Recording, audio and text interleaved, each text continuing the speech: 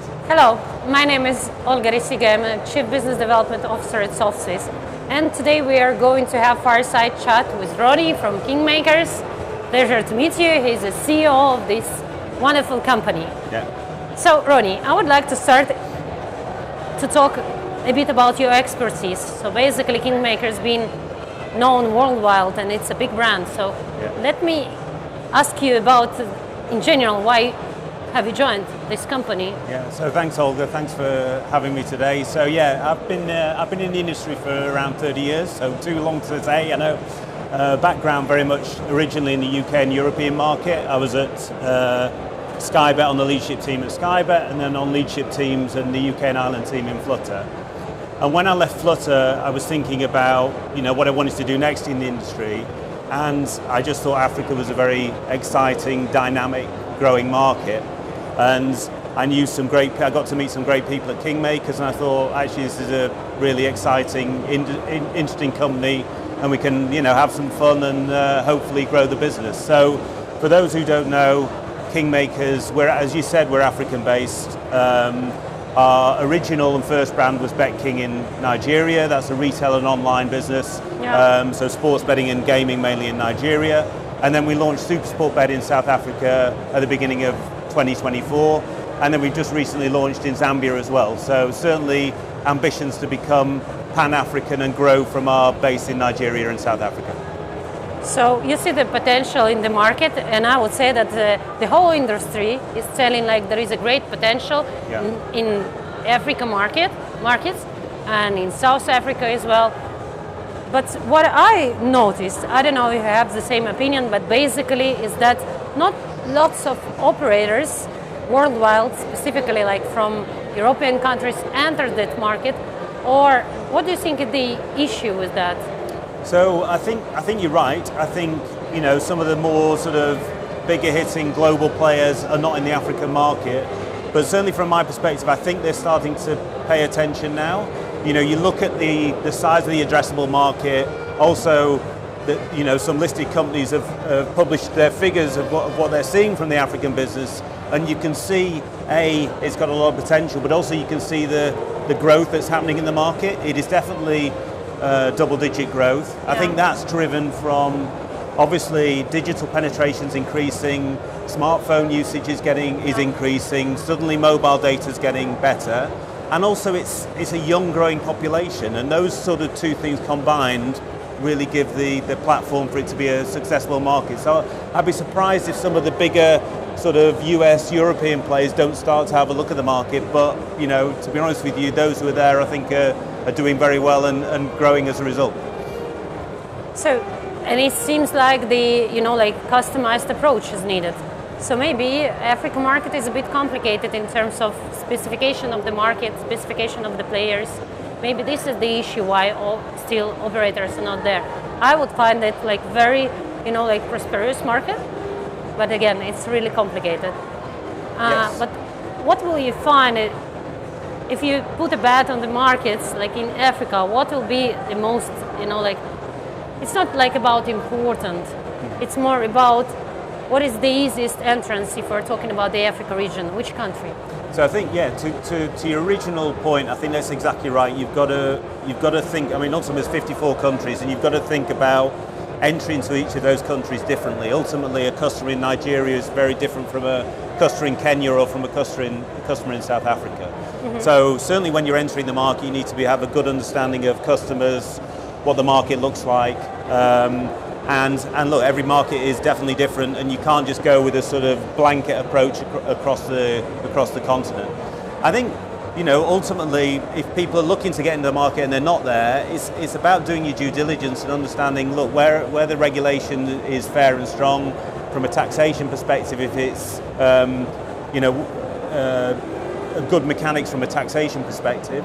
And then ultimately, I think from a customer perspective, whether it's gaming or sports betting, there is a real sort of, certainly, the customers like the entertainment. That's certainly what we've seen, whether that's been in the different countries. It's about, I think, when you go into the markets, understanding that market and making sure that you're going with the product that's going to suit and fit the customers. Yeah, true.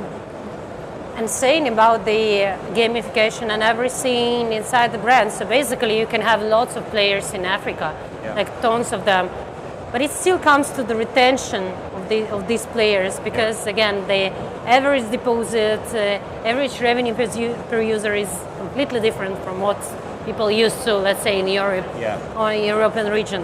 So what do you think will be a good tool or way to retain players, to entertain them? Is there any specific stuff in Africa? So I think the point that you make, Olga, about the fact that it is a different market in terms of what you tend to find is you have a lot of low stakes players, and it's more at times a volume play. So certainly what you need to make sure is that retention is critical and getting that right. And then you've got to have very strong, certainly we feel that we have it at Kingmakers, strong marketing teams, good bonus engines, good CRM tools, all the sort of, the tools for doing a really good job from a marketing perspective, I think is important. True. Yeah. And then, if we see like this complete, and you was, highlighting that there is a big difference between the markets there.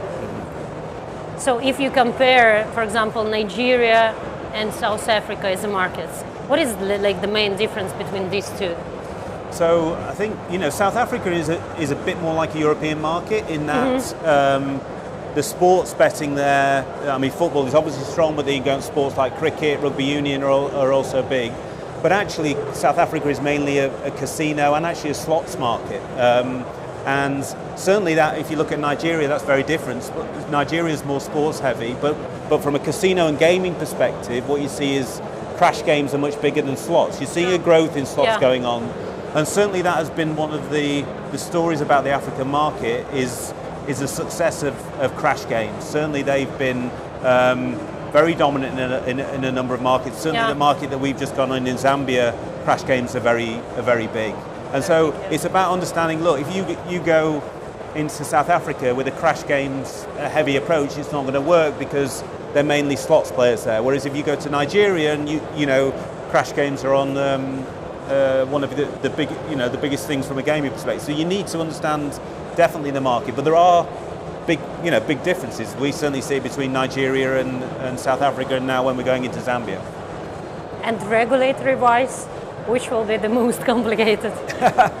So I think I actually don't think it matters from an African perspective here. I think just us as gaming industry executives, you find that the regulatory landscape changes a lot, and you've got to be, I suppose, build a business that is scalable and able to deal with regulatory shifts and changes. They do happen. I think it's very important for us. We like to work closely with the regulators. We certainly see that, with in Nigeria, similarly in South Africa. And I suppose all we want as the industry is that the regulators understand that there's a win-win to be found in terms of working closely together, making sure we have the player protections in place, but also allowing for growth, for ultimately a lot of customers love and are excited by our products. True. So, and there are also lots of expenses that definitely are there, like for example, taxes for sure, bank fees. So I'm very interested, and I think the audience as well, in the initiative of stablecoin that you have at Betway. What do you think about it? So yes, certainly Betway have introduced a stablecoin, and you've seen that there are a number of different operators starting to use crypto. Certainly that's something that we're looking at. I think it needs to be done in the right way. Certainly I think there are some, to be frank, there's some players in the black market who are essentially, from a crypto perspective, making it more difficult for the ones who, like ourselves at Kingmakers, who work with the legalized, regulated market. But certainly for me, crypto is interesting. It's something that we're looking at. We're not offering it at the moment, but I'm expecting hopefully we will do in the future. So basically, as an A/B testing for you, is it like something that you will do in the future? Yes. Yes. With a stablecoin. Yeah. So it works. Well, we will see. Time will tell. Yeah, that's true. Interesting, and with the stablecoin especially, and with crypto, because I've also heard a lot about the, let's say, those dinosaurs in African markets who are now thinking of having like crypto brands in parallel or adding crypto to the existing one, especially in Nigeria, you know, to change a bit the approach to gain new audience and specifically, you know, exceed some high expenses that they already have with their operations. I mean, I think the thing that's really important to us is certainly, you know, from our perspective, that we work closely with government, closely with regulators, and that, you know, ultimately that we've got a strong environment to have a successful gaming business. You know, that there are unfortunately operators who are, you know, operating in markets, not paying local taxes, not following the regulations, and then that just makes it more difficult for the market to grow and succeed. That's true. Yeah. That's true. So in general, that's very interesting about Kingmakers. What are, guys, your strategy in Africa in general? Are you going, I mean, you already told that there is a new market for you guys, and I'm sure you have more in mind. So what's the strategy for Kingmakers in Africa right now? Yeah, so great question, Olga. So very much from our perspective, we're on a podium position in Nigeria. We think we've come into the top 10 in South Africa.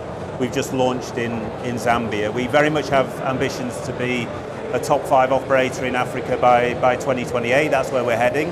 And we, as a company, we're actually backed by MultiChoice, who've recently been taken over by Canal Plus.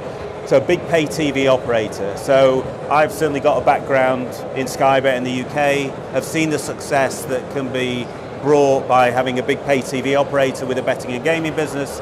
And we certainly think that having the strength of Canal Plus and MultiChoice behind us, that gives us an edge and a USP in markets that we go into. So certainly we're focusing on markets that are where MultiChoice is strong, where the SuperSport brand is strong, and that ultimately we'll expand Pan-Africa using that strength. Yeah, that's true. There are also some small markets which have a great potential in Africa as well. Yes, there are. So not only these huge ones, by the way. So let's put a top priority for the markets in Africa as for you. Maybe you're not moving in this direction right now, but if you will recommend to the audience to enter a new territories, for sure they might be your competitors in future, but it strengthens your brand as well. So basically, what will be the top priority of a market?